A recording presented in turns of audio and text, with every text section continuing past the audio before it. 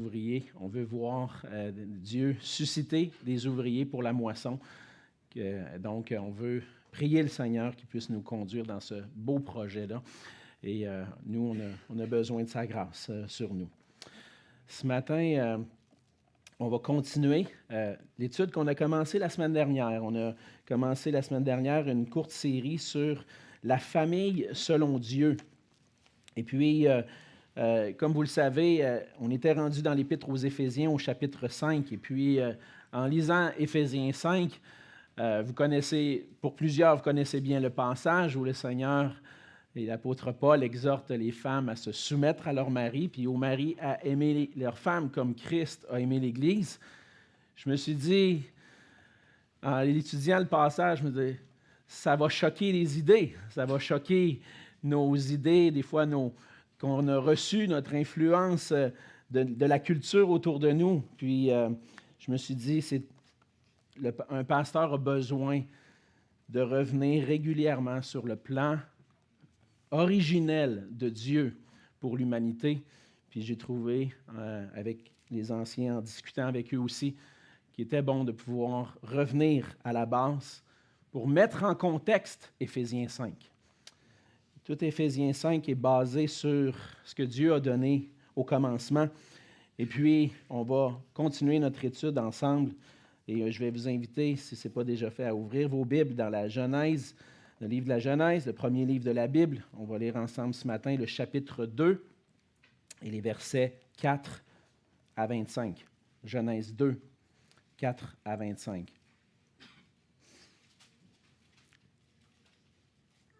La parole de Dieu dit ceci.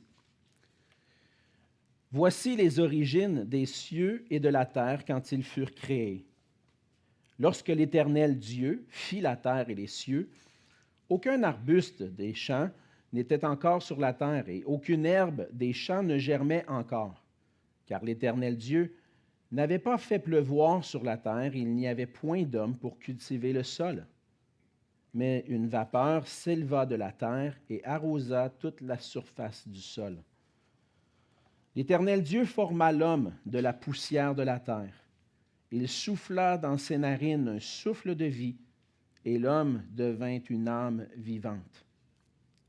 Puis l'Éternel Dieu planta un jardin en Éden, du côté de l'Orient, et il y mit l'homme qu'il avait formé. L'Éternel Dieu fit pousser du sol des arbres de toute espèce, agréables à voir et bons à manger, et l'arbre de la vie au milieu du jardin, et l'arbre de la connaissance du bien et du mal. Un fleuve sortait d'Éden pour arroser le jardin, et de là il se divisait en 4 bras. Le nom du premier est Pishon, c'est celui qui entoure tout le pays de Havila, où se trouve l'or.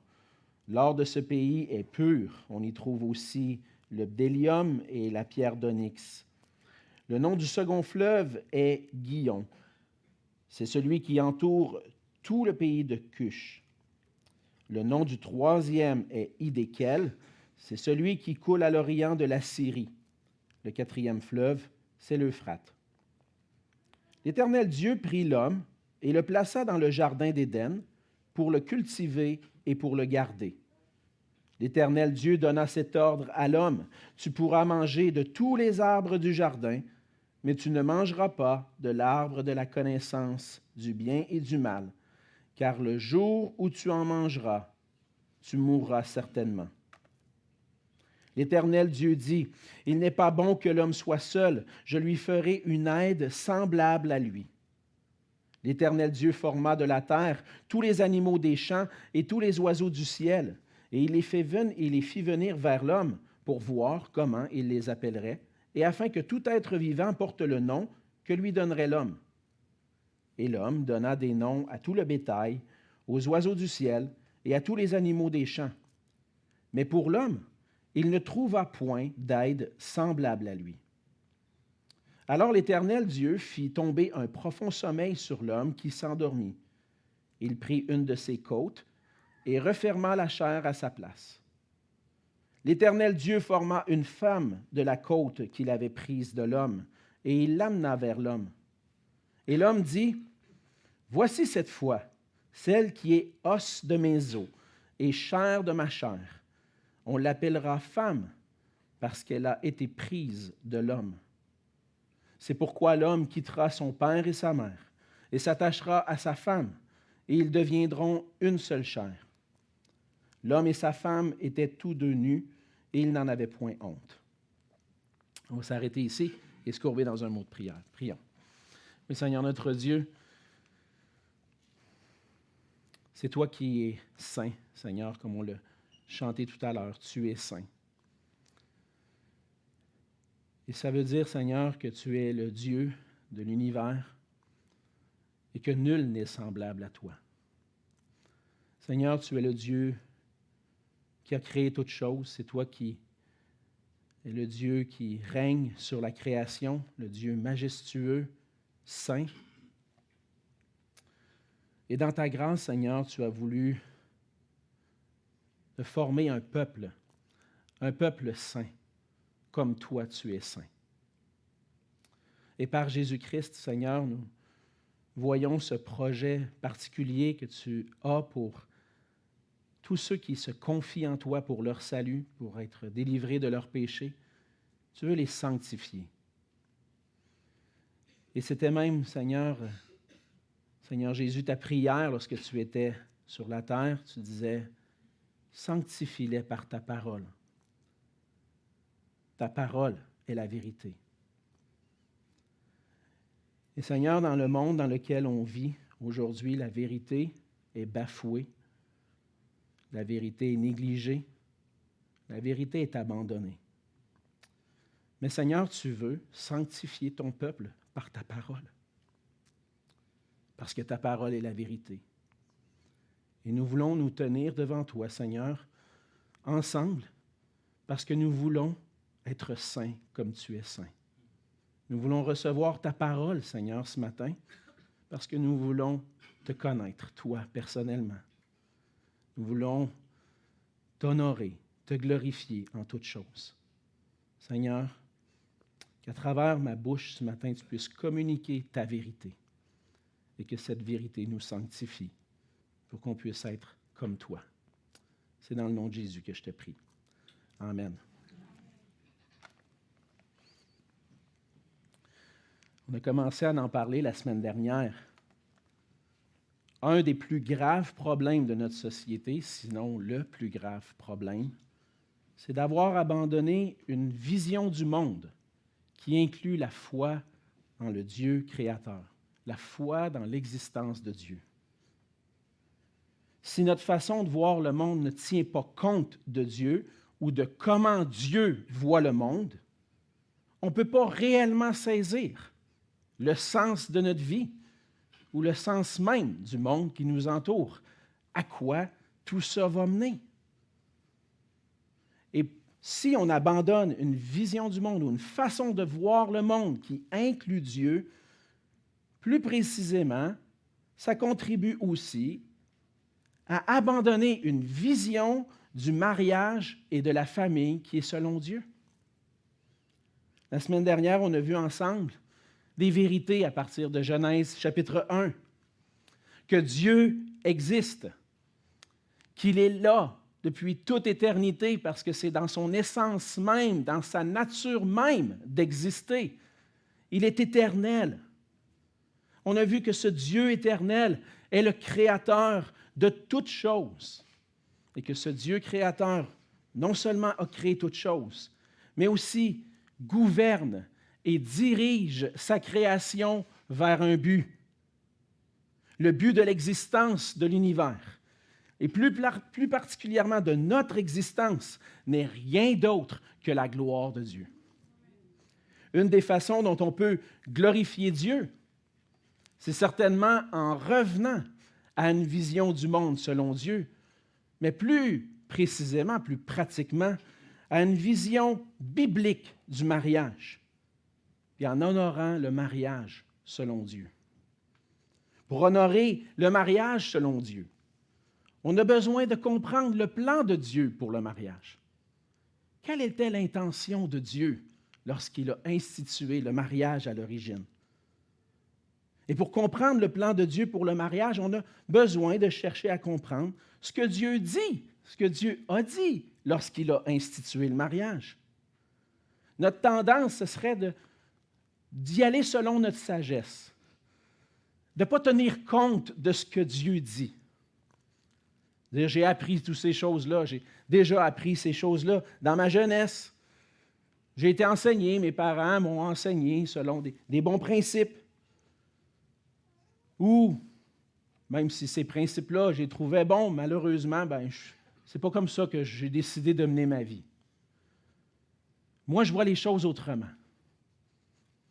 Et même en tant que chrétien, même si ce n'est pas toujours voulu, l'influence de notre société nous amène parfois à voir les choses autrement. Et c'est pour ça qu'on a besoin, frères et sœurs, de revenir à la vérité de la parole, d'écouter ce que Dieu a à dire. Et ce que je veux faire ensemble, qu'on fasse ensemble ce matin, comme à tous les dimanches, ça ne change pas ce matin, c'est qu'on puisse écouter sa parole. Dans le passage de ce matin, on lit la suite du récit de la création. Le passage de la semaine passée parlait de la création en termes généraux, plus global, dans le sens que Dieu, on voit Dieu créer l'univers, la terre et tout ce qu'elle contient d'un jour à l'autre. Et puis on arrive à un point culminant dans le récit où c'est la création de l'homme et de la femme à l'image de Dieu. L'homme et la femme sont créés à son image, sont deux êtres égaux qui sont là pour refléter et représenter Dieu à travers un mandat que Dieu leur a confié de se multiplier, de remplir la terre et de dominer sur la terre. On arrive dans cette section du récit au verset 4 et on lit « Voici les origines des cieux et de la terre quand ils furent créés. » Certains vont penser que c'est un deuxième récit qui, dans un sens, va parfois contredire le premier récit. Je pense qu'il faut voir ici, à travers le récit de Genèse 2, même si des fois l'ordre n'est pas tout le temps le même,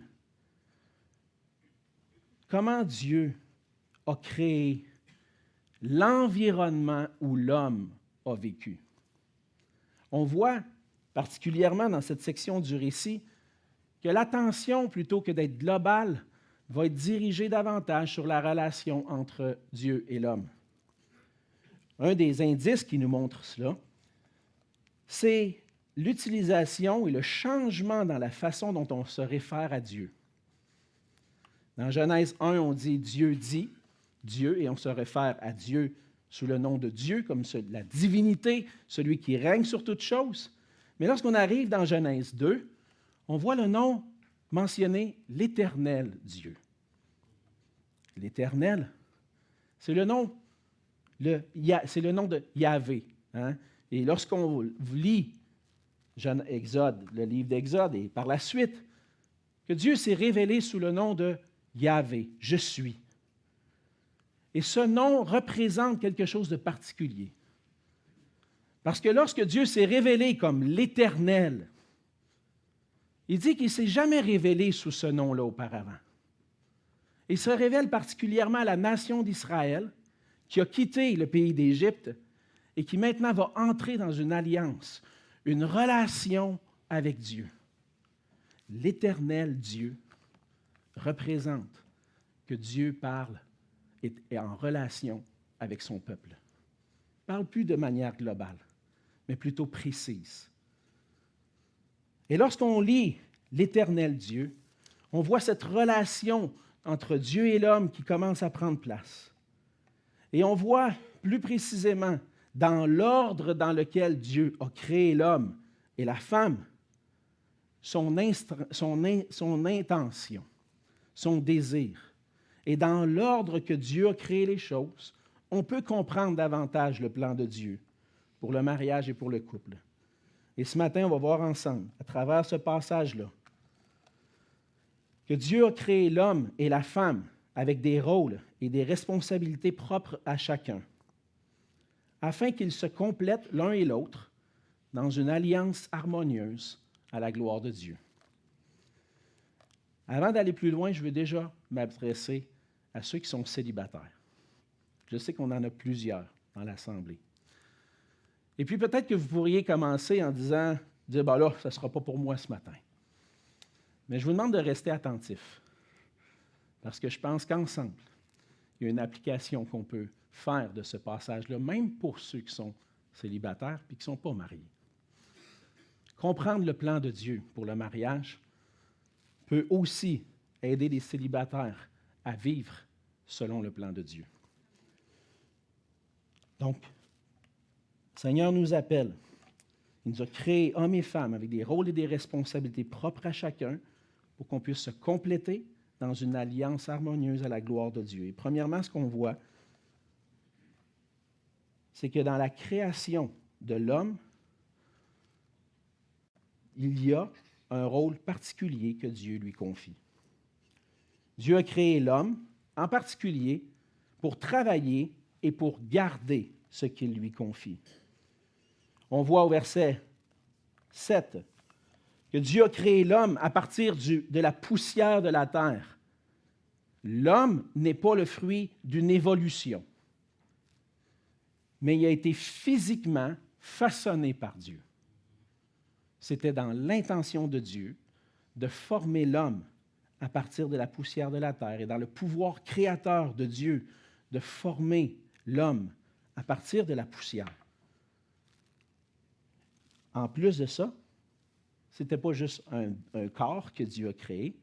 Oui, il y avait un corps, mais Dieu va aussi souffler dans ses narines un souffle de vie pour que l'homme puisse devenir une âme vivante. Et dans cet aspect, lorsqu'on met les deux ensemble, que l'homme et rien d'autre dans la création, l'homme et la femme, ont été créés à l'image de Dieu, et que l'homme a reçu le souffle de vie de la part de Dieu, on va voir ensemble que ça n'inclut pas seulement des choses matérielles et physiques, mais qu'il y a un élément spirituel aussi à la création de l'homme et de la femme. L'Esprit de Dieu a soufflé la vie, c'est ce qu'on voit dans les psaumes, dans l'homme, et l'homme est vivant et animé par l'Esprit de Dieu et soutenu par l'Esprit de Dieu. Dieu a fait pousser, ensuite de ça, on voit dans l'intention de Dieu que Dieu fait pousser un jardin en Éden pour être l'endroit où l'homme allait travailler et vivre. On voit que dans le verset juste avant, dans le verset 5, juste un peu auparavant, il y avait comme un problème avec la création. Il dit, lorsque Dieu fit la terre et les cieux, aucun arbuste des champs n'était encore sur la terre et aucun herbe des champs ne germait encore. Ah, OK. Pourquoi? Parce que Dieu n'avait pas fait pleuvoir sur la terre, une raison. Et deuxième raison, parce qu'il n'y avait pas d'homme pour cultiver la terre. Lorsque Dieu voit la création, il dit, il manque quelque chose. Ça prend quelqu'un pour prendre soin de cette création-là. Et c'est la raison qui a motivé Dieu à créer l'homme, pour que la terre puisse être cultivée et on va voir aussi gardée. Alors Dieu fait pousser en Éden un jardin du côté de l'Orient, on voit ça au verset 8, et Dieu place l'homme dans ce jardin-là. Et il fait pousser des arbres, il fait pousser toutes sortes de toute espèce, agréables à la vue et bons à manger. Il plante aussi deux arbres, l'arbre de vie et l'arbre de la connaissance du bien et du mal. Ça, c'est le portrait. Voici l'environnement dans lequel tu vas vivre. Voici l'endroit où tu vas glorifier Dieu, où tu vas vivre en relation avec Dieu. Dieu place l'homme dans le jardin et il lui donne un mandat au verset 15, parce que l'Éternel Dieu prend l'homme et le place dans le jardin d'Éden pour le cultiver et le garder. Il manquait quelque chose. Dieu a créé ce qui manquait. Un homme pour cultiver et garder le jardin. Et Dieu donne à l'homme cet ordre de travailler, de garder physiquement le jardin. La terre avait besoin d'être cultivée. Physiquement, il y avait du travail à faire. Il devait cultiver pour que les arbres puissent donner la nourriture et pour que la terre puisse prospérer, que le jardin puisse prospérer sous la domination de l'homme et sous le travail que l'homme avait à faire. Il devait aussi le garder, et je pense qu'avec ce qu'on va voir dans la suite, il y avait un besoin aussi de maintenir pour que tout ça puisse continuer de prospérer à la gloire de Dieu. Dieu donne un mandat à l'homme, travaille et garde. Et ça, ce mandat-là, l'homme doit l'accomplir. Il y a un élément physique, je viens de le mentionner. Mais on voit qu'il y a un peu plus que ça dans le rôle de l'homme, de travailler et de garder. Il y a aussi un élément spirituel. Là, vous allez peut-être dire, ben là, où c'est que tu vois ça, Alex? Ouais. Avec le commandement que Dieu donne. Dans sa relation avec Dieu, l'homme, en relation avec Dieu, il a reçu un commandement de la part de Dieu au verset 16. Parce que l'Éternel donna cet ordre à l'homme, tu pourras manger de tous les arbres du jardin, mais tu ne mangeras pas de l'arbre de la connaissance du bien et du mal, car le jour où tu en mangeras, tu mourras certainement.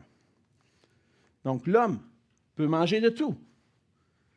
Serre-toi, mon petit pit, t'as faim, va te chercher une pomme, une banane, whatever, choisis ce que tu veux, c'est pour toi. Cultive le sol. Et puis, ça va être pour toi. Mais il y a une chose, par exemple. Touche pas à celui-là.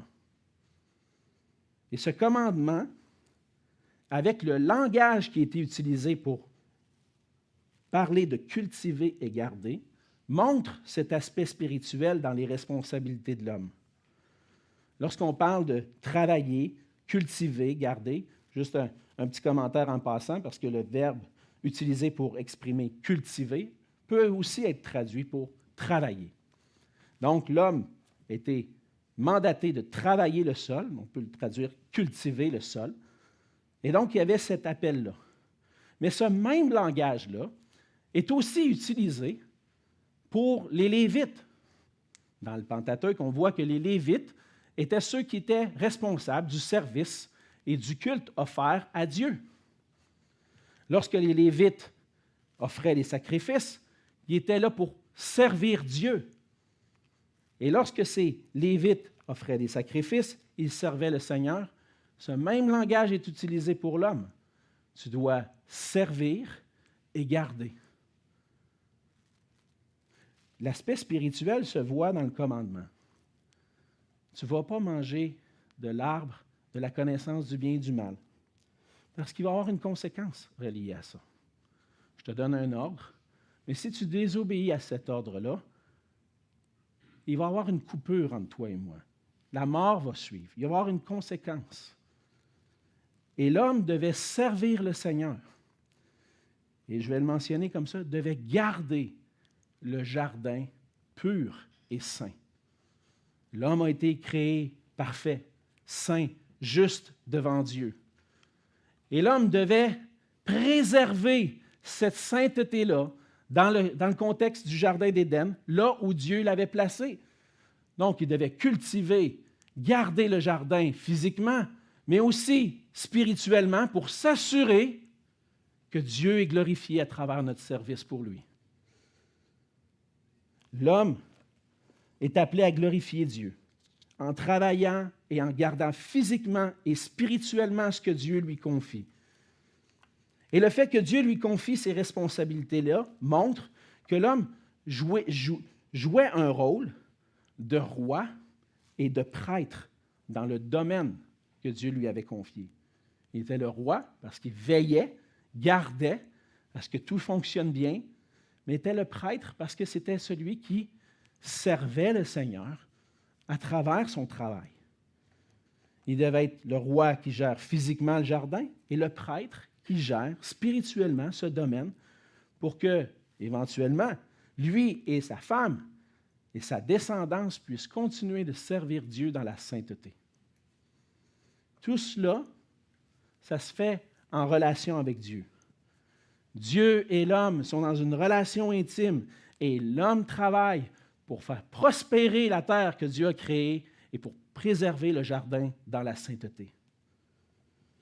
Le fait que Dieu crée l'homme en premier et qui donne ces instructions-là à l'homme en particulier, montre son rôle et le rôle particulier qu'il va occuper au sein du couple et de la famille. L'homme est responsable devant Dieu de travailler et de garder ce que Dieu lui confie, et l'homme est redevable à Dieu pour préserver la sainteté dans le domaine qu'il lui confie. Et si l'homme ne respecte pas le commandement de Dieu, il va avoir des conséquences graves, la mort. Et on va voir la semaine prochaine, lorsqu'on va aller dans Genèse 3, que l'homme était redevable à Dieu. Et que même si la femme a péché en premier, Dieu a tenu responsable l'homme du péché. Dieu appelle l'homme à être un chef, d'être celui qui va diriger, un leader au sein de sa famille pour s'assurer que lui et sa famille glorifient Dieu en obéissant à ses commandements. En donnant ces instructions-là, Dieu appelle les hommes à être des leaders qui travaillent et qui gardent. Et je pense qu'un des plus graves problèmes dans notre société, dans nos couples, dans nos familles, c'est le fait qu'on ne comprend pas le rôle que Dieu a confié à l'homme. De plus en plus d'hommes et de jeunes hommes ne saisissent pas ce que ça veut dire de travailler et garder. Plusieurs comprennent bien leur rôle de travailler, puis d'être des gardiens des besoins physiques de leur famille. Mais même encore là, dans la plus jeune génération, on voit un relâchement dans la compréhension de ce rôle-là. De plus en plus, notre société nous dit que pour trouver la joie, le bonheur, pour vraiment vivre la belle vie, il faut que tu te divertisses. C'est ça le but dans ta vie. Il faut que tu trouves de la joie et du bonheur à te divertir. Et le travail, c'est pas bon. Finis-en au plus vite. Si tu peux travailler juste 4 jours semaine, c'est bon. 35 heures, 30 heures, c'est bien correct. Parce que le but de la vie, c'est de te divertir. Aie du fun, mon homme, ma fille. Profites-en. Alors que le plan de Dieu était de trouver la joie dans le travail. De travailler pour prendre soin de ce que Dieu me confie. Puis de trouver ma joie à glorifier Dieu dans ça. On est appelé à travailler sur le plan physique. Et aujourd'hui, avec les technologies, on a de moins en moins besoin de cultiver la terre, même si c'est nécessaire pour se nourrir. Mais on n'est plus, v'là 150 ans, quand mon arrière-grand-père tirait les chevaux, puis travaillait la terre, puis c'était dur. Mais encore aujourd'hui, le Seigneur nous confie à chacun d'entre nous un endroit particulier, un domaine où Dieu veut qu'on le glorifie à travers notre travail. Dieu veut qu'on le glorifie en étant des bons intendants de ce qu'il nous confie. Fait que peu importe quelle est ta position. As-tu une entreprise, puis tu le fais pour la gloire de Dieu, tant mieux. Travailles-tu pour quelqu'un, puis tu as un boss là où tu es? Travaille à faire prospérer l'œuvre où tu es pour la gloire de Dieu. C'est ça notre appel. Et les hommes, on est appelés à ça. Qu'on puisse travailler ensemble pour faire prospérer la gloire de Dieu dans la création. Mais non seulement on est appelé à travailler et garder pour subvenir aux besoins de notre famille, puis glorifier Dieu à travers notre travail, mais on est aussi appelé à travailler et garder sur le plan spirituel. Les frères qui sont là au déjeuner des hommes, vous savez qu'on a déjà vu ça un peu ensemble. Hein? Mais ceux qui n'étaient pas là, c'est pour vous. Et pour nous, on s'en rappelle.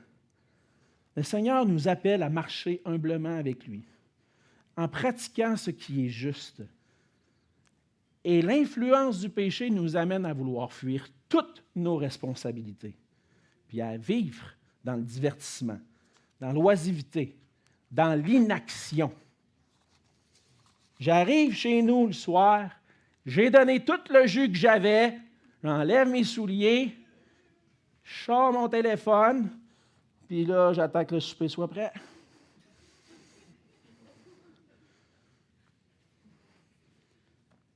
La soirée arrive, chacun va de son côté, on regarde nos écrans. Mais quand est-ce qu'on prend notre responsabilité pour s'asseoir, prendre soin spirituellement de notre famille, de prendre soin du cœur de notre épouse, prendre soin du cœur de nos enfants qui ont besoin qu'on travaille dans leur cœur et qu'on garde leur cœur pour qu'ils soient attachés au Seigneur. On a abandonné notre responsabilité première, mes frères. Travailler et garder, pas juste physiquement, mais spirituellement, pour que notre famille puisse vivre dans la sainteté, puis glorifier Dieu spirituellement. Alors, tu ne pourras pas exercer ton rôle de leader spirituel si tu es simplement là pour faire le minimum dans le but de te divertir. Ça n'arrivera pas. Le Seigneur ne nous a pas appelés à nous divertir, mais à nous épanouir dans ce qu'il nous demande de faire pour lui. De travailler, de garder ce qu'il nous confie. Nos enfants ont besoin de voir des pères qui sont des modèles, qui travaillent et gardent physiquement et spirituellement leur foyer. Sinon, on va créer une autre génération d'hommes qui ne remplissent pas leurs responsabilités. Et c'est une grande responsabilité que le Seigneur nous confie, mes frères. Puis c'est pour ça que Dieu a cru bon de fournir quelqu'un d'autre. On ne peut pas suffire sans l'aide du Seigneur. Mais on ne peut pas suffire non plus sans l'aide d'une épouse. Et c'est pour ça que Dieu va déclarer au verset 18, après avoir vu tout le mandat que le Seigneur lui a donné, tu vas te multiplier, tu vas être fécond, vous allez remplir la terre, vous allez l'assujettir, tu vas cultiver, travailler, garder le jardin, tu vas le garder physiquement, puis dans la sainteté. Mon ami, je t'en demande pas mal. Et là, le verset 18. Il n'est pas bon que l'homme soit seul. Je lui ferai une aide semblable à lui. Le Seigneur a vu notre misère comme homme. Mon ami, comment ce moron-là va réussir à faire ça? Il a besoin d'une femme, il a besoin d'une aide, il a besoin de quelqu'un pour venir le supporter, faire équipe avec lui dans ce beau mandat-là. Et puis, Dieu va créer la femme pour être une aide pour l'homme. Et c'est ce qu'on voit dans les versets 16 à 23. Et puis, je réalise que le temps avance, que j'ai déjà pris en masse de mon temps, tout mon temps même, et qu'on va terminer tout ça la semaine prochaine. Je sais. Ah! Hey, vous êtes pas pire. C'est rare que j'entende l'Église se plaindre que le pasteur finit son message. Gloire à Dieu. Gloire à Dieu. Mais je veux vous respecter, je veux respecter. Puis des fois, j'étire. Ce matin, je veux qu'on fasse... Mon désir dans mon cœur, c'est qu'on puisse voir bien les choses ensemble, prendre le temps qu'il faut. On n'est pas pressé de se rendre à Éphésiens. On veut étudier ensemble la parole de Dieu. Mais pour conclure, parce que je vais conclure avec un mot pour mes frères, parce qu'on a touché particulièrement leur rôle à eux, et pour mes sœurs aussi, le Seigneur nous a donné un grand mandat. Et puis on va le voir la semaine prochaine, ou peut-être l'autre semaine après finalement, que le péché est venu tout bousiller ça.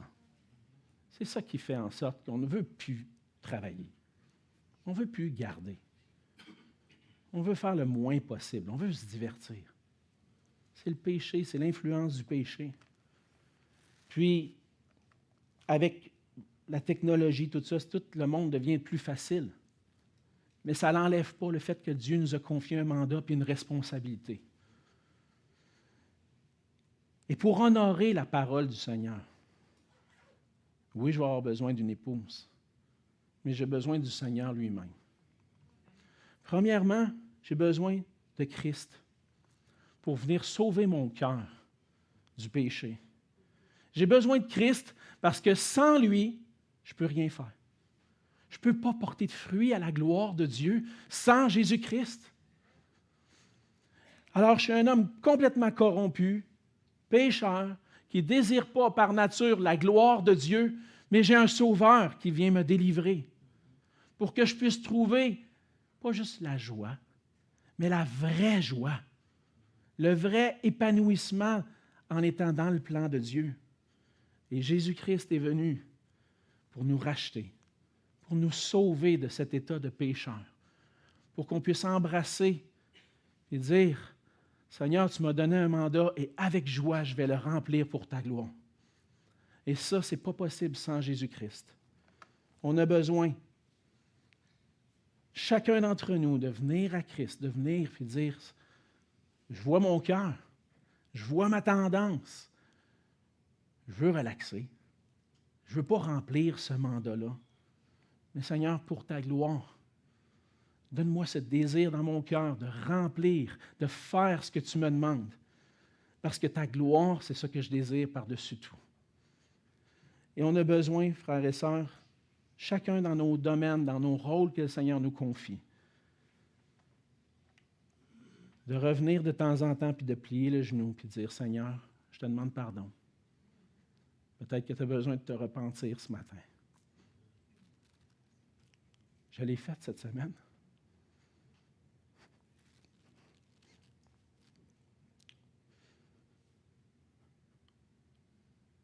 Des fois, on veut bien faire les choses, on veut cherche la gloire de Dieu, mais je ne veux pas manquer au premier mandat que le Seigneur m'a confié, de prendre soin de mon épouse, de prendre soin de ma famille. Puis lorsque je réalise que je ne suis pas à la hauteur, qu'est-ce que je fais? J'abandonne? Non. Je plie les genoux devant le Seigneur, je dis, Seigneur, j'ai besoin de toi. Pardonne mon cœur qui ne veut pas aller dans la même direction que toi. Viens me transformer puis donne-moi la force d'obéir à ta parole. Parce que ce que je désire par-dessus tout, c'est ta gloire.